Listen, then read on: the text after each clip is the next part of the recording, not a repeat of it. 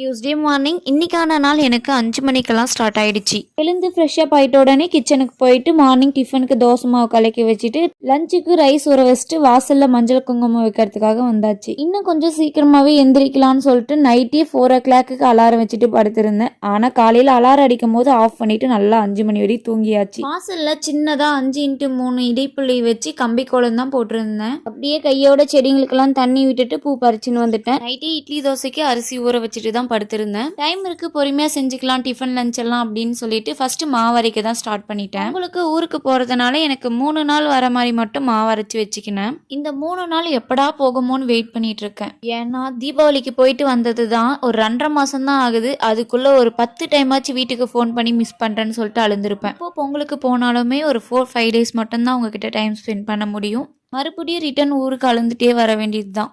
இந்த மாதிரி long distance ரிலேஷன்ஷிப்புமே நல்லா தான் இருக்கும்.